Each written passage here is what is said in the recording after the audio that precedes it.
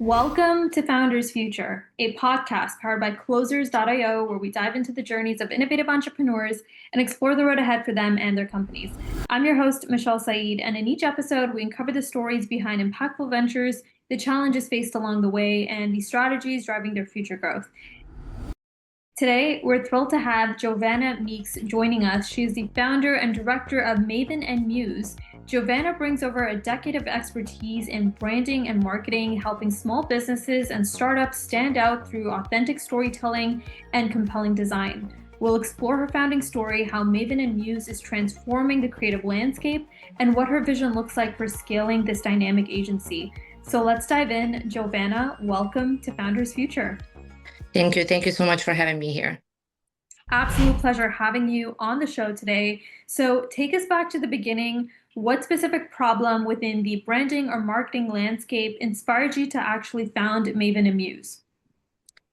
Thank you so much for the question. The idea that kind of came to me came from a common problem that I have seen in the market, which is business owners are not necessarily always equipped to handle the pressure and the stress and the entire operation that kind of comes behind a company.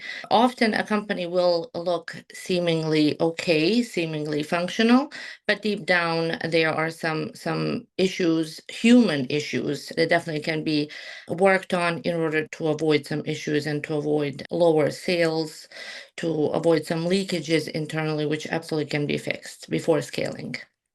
I love that. Yeah, so a lot of that focus is on branding, right? And really elevating those companies before they can start to scale. So as far as like the core offer goes, what does that look like? What are some of the different services that you offer and how do you structure for your clients and who is like your ideal client that you like to work with? Of course. In terms of the offer that I have currently with Maven and Muse, it is focused on CEOs, therefore leaders running the companies, and also I cater to the team depending on what do they need. So if a leader himself or herself need some sort of a support, I'm assisting in one-on-one coaching. If a team needs a support, then I'm working with team leaders and team members. So it really depends on what is it that the company needs, what kind of structuring do they need, whether it's just a team or a whole company or like section by section. And I also do absolutely one-on-one coaching, again, depending on the need, because I cover anything between sales, client retention, operation management, any skills that you might need to stabilize an internal process. That's what I teach my clients. I love that. From what it sounds like, you're covering all areas of essentially the business from an operational standpoint, and it's one-on-one coaching particularly. What does the typical client engagement look like as far as from start to finish? What does success look like at the end, and how long is a typical engagement when you work one-on-one with clients? So what I start with is a 6-month period, Mhm. which where we established what is needed and we build from there. Depending on the size of the project, that can be a little bit smaller, but usually it ends up being more than. So I'll dwell into different aspects of the business. What's in terms of these offers that I can provide for my clients, the processes start in a way where the owner needs to be aware where they are currently. If they're not, that's something that I open up for them. So assess the current state of the company, where are, if any, issues, and we go from there. So what my perfect client would be just somebody who's kind of reached the ceiling of the growth and of the operation that they have. However, running the company feels heavy, feels that they're under pressure, that they might be just holding on to something, but they don't really feel comfortable in the system that they have. So I help them clear out what's currently there, any difficulties that there are with the staff, and then we build from there. Love that. As far as it goes, it's a 6-month period, and you're really focused on where the owner is, getting them to where they need to be. And that's usually when there's like a ceiling as far as growth looks like. Yes, that's correct. How are you thinking about? I'm curious to kind of get your thoughts on scaling. How are you thinking about, obviously, with one-on-one coaching, there's only like an inherent cap on the number of clients you could take on, right? How are you thinking about scaling, productizing your offer with your fulfillment model to where, it is effective and manageable still? What is your thoughts on that? That is something, since I've only recently started my company, it's not a very old company. My own capacity is something that I struggle with. So Mhm. basically, not because I'm not looking to scale and grow. However, I focus on depth. So I don't necessarily focus on the volume. I go very deep in my work, and that's why I feel that it's going to remain a boutique platform and a boutique company, just so I can provide the level of service and the results that I want to provide for my clients. So it's not something that can handle large capacities on my end at the moment until I develop into something that can hold the structure, because in a way I have to practice what I preach. So in order to grow volumes, I didn't need to have a very stable foundation on my own end first. Yeah, so from what it sounds like, it's really figuring out what that model looks like on the offer side, productizing it in such a way before you can start to scale and take on like a large number of clients essentially. What's like then that goal going into 2025? Is there like a specific target number of clients you're aiming for? What does that look like as far as the vision? It's not so much the number of clients that I'm focused on, just because, again, in terms of what kind of service I'm providing, and again, how deep I go and how focused I am on the processes of the clients, I'm unable to cover large capacities. And to be honest with you, I don't think I would be willing to sacrifice the quality over quantity. So, as of right now, since I started this as a one-man team, I'm handling as much as I can on my own. In between, I want to say 6 to 12 months, I'm planning on hiring some staff to assist me with this, because there's only so much one man can handle. So at some point, yes, I'm looking forward to bringing on board some staff that can assist me with this idea. However, that will also require transitioning my own vision and making copies of my own structure and work. Again, assuming that none of this affects in any way the quality of the service. Yeah, absolutely. Really making sure that the quality you're providing to your clients at the end of the day, that's not sacrificed as far as before you can even think about scaling this further out. So, on that note, how are you thinking about generating leads right now? And if you are, what's been working best there as far as paid ads, social, word of mouth? How are you looking at client acquisition? Right now, something that I have built my personal reputation on, therefore I'm transferring over to the company, is word to mouth and my own reputation. So I very much believe in repetitive business, and that's something that has been working for me so far. Also, LinkedIn is a great platform that I very much enjoy using through newsletters, and also just organic kind of organic flow of people, because what I'm trying to do is I'm not forcing the sale, because unfortunately, if my clients are forced into anything, the result is not going to be really the same. So what I'm trying to build is visibility and platform, so the ones who are looking for this sort of a assistance can find me. And I found LinkedIn very helpful with that. Amazing. I love that. One thing we talk about a lot on the podcast is the idea of predictability when it comes to generating consistent lead flow. And oftentimes we interview founders where word of mouth referral are not always the most consistent ways to generate leads. What does that next step look like for you as far as creating predictability on the lead gen side? Are you looking at like digital marketing, paid ads as like that next step? I'd love to get your perspective on it. Um, Excuse me. You're right. It is very unpredictable. However, I can only answer on my own behalf, since we're having this conversation. Since again, what I'm looking for is not seeking for volume, it's seeking for a deeper resonance. It's not so much a volume really wouldn't do me a favor, and I wouldn't do a favor to anybody in terms of volume. However, it would be maybe a better question for, it's a question that I get often from my clients as well. How do you scale? What I believe in very much is building a sustainable system that supports you. So once you get the leads, once you get access to new clients, once you get some sort of a flow coming in your way, you need to be ready to take it. Through my previous experiences, as I have accumulated knowledge in order to get where I am now, I have seen many companies who get offers, who get leads, but they cannot handle the demand. That's where I start with. We stabilize what's out there first, and then we build from there. But in terms of there's this I want to say a whole new area that we're walking into, which is coming with AI. I feel like AI is also a very valuable tool when it comes to that. And I feel like AI is the greatest technology, right, of our time. And business development is also a very important thing. And I very much believe in creating relationships, long-term relationships that last, and constant flow, constant influx is happening from there.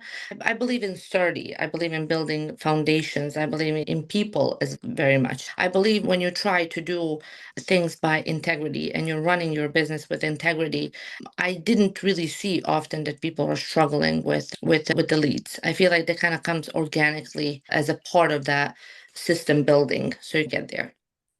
Got it. So as far as it goes right now, you're just looking at word of mouth, not really looking at paid ads, really just figuring out what that foundation looks like before you can really take things to the next level. That is at the moment. However, those are the plans if you're looking at, I want to say, the next 6 months or so. Later on in the future, I'm absolutely looking for moving in the direction. However, again, I need to get there first in order to build that. Yeah, solidifying the messaging, your offer, really making sure that's all congruent there. Talk to us a little bit about that. How is that process going as far as creating your offer, really figuring out the fulfillment model? Like, how are you navigating that now as a founder? And have you seen no challenges as far as like really figuring out what your niche is and the direction you're going in? Yes, absolutely. Such a great question.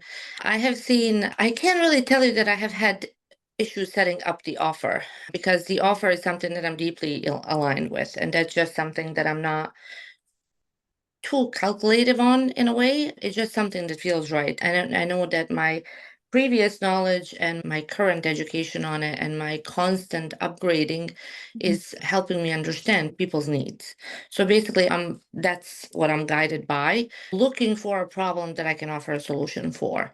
And I feel like there are many problems. However, not everybody's at the same level of understanding the problems. So I want to say that would be the issue, if any. However, it's not even an issue because people are at different levels of understanding where they are with their own lives as well. And personal development is something that I include in my offer as well because I don't think people should separate their business personality from their personal personality. So basically, it overflows, one overflows into the other. And that's something that I'm also helping with. So I want to say, if any issues, it's just, and any difficulties, it would be just how disconnected people are from the true reality of their company. That's something that I feel often. That's what I see often. Yeah, 100%. Yeah, and it's such an important point that you brought up because a lot of consultants, coaches, agency owners we've even worked with, they face that issue where there's like a lack of top of funnel awareness and problem awareness from like a prospect perspective. That's some of the things that you're probably seeing now as far as niching down, really speaking to your audience, getting the messaging out there on that front. What does your vision look like as far as growth goes over the next year? What does that look like for you as like an owner of your agency? Where are you looking to take the business?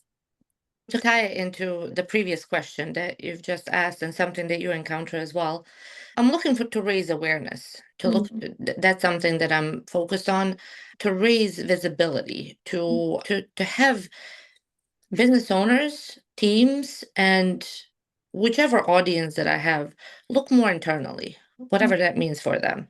That's something that's a message through the company that I'm building and the brand that I'm building. Um, we tend to seek solutions and seek blame elsewhere usually, and we don't look internally enough. And that's something that I'm trying to do. That's my plan for the next 6 to 12 months. Basically, develop further the products that I have, the digital products that I'm working on, and also just increase visibility and serve the community at the end of the day. Because I feel like what we do is a calling, and what you do is a calling as well. And they're great platforms that can assist us to just share the message and to assist because there are so many problems everywhere, and I would just like to help resolve some of them. That's really all. Yeah, 100%. So really creating that visibility as far as starting out and launching things as you go. What do you feel is like the biggest bottleneck that you're facing as a founder to building a lot of that awareness with the audience you're going after and even maybe developing things on the digital product side? I'd love to get your perspective on that. It's, as I previously mentioned, pretty much my own capacity. It's just there's only so much I can achieve. I feel like sometimes I would like things to get completed sooner than Mhm. it takes. So what I'm hoping is just bring in some additional staff and some additional support so I can focus more on things that are my priority and things that I should be focusing on as the founder of the company. Yeah, 100%. I was just about to say, so maybe shifting that to becoming a founder, leading those or activities on top rather than working in the business. Yeah, that's the direction you're looking to go. That's amazing.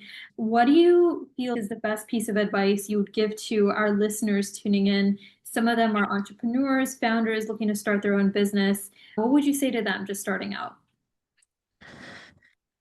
Whether they're starting out or scaling, don't scale noise, scale clarity. Mm, Just find your clarity and scale that, because I have seen that the companies that grow too fast mm, without clarity, they don't really last long. And if yeah. you're looking to build something that lasts, don't forget your intention. Your Mm, intention, why you started the whole thing is so important. Find a way to serve your community and just scale clarity, because it just prevents so many burnouts. It prevents so many issues when you're not rushing and when you have patience for what you're building. yeah, 100%. I think that's super valuable.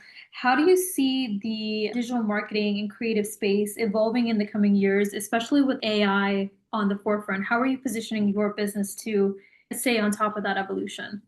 To be honest with you, with the growth that's happening currently, I can't even visualize. I can't even imagine. I think it's going to get places for sure. And whichever that direction is with AI, which with digital marketing, I want to ride that wave. I want to be on that wave, because I feel like, again, AI is the greatest technology of our time. It's upgrading so many systems in real time, incredible speed. So I feel like that is the future. That is the future. Digital marketing and just digital platforms, and that is the future, and that's where we all need to go. I love that. Incredible. On that note, Jovanna, thank you so much for joining us today and being a part of Founders Future. Incredible, just sharing your story, starting this boutique agency, and really grassroots are being planted as we speak. We're looking forward to keeping up with the success and wishing you all the best going into the latter half of this year. To our listeners, if you enjoyed today's episode, don't forget to subscribe to Founders Future wherever you listen to your favorite podcasts. You can also follow us over at closers.io for more resources and insights on how to scale your business through world-class marketing and sales systems. So until then, everyone, keep climbing and we'll see you all on the next one.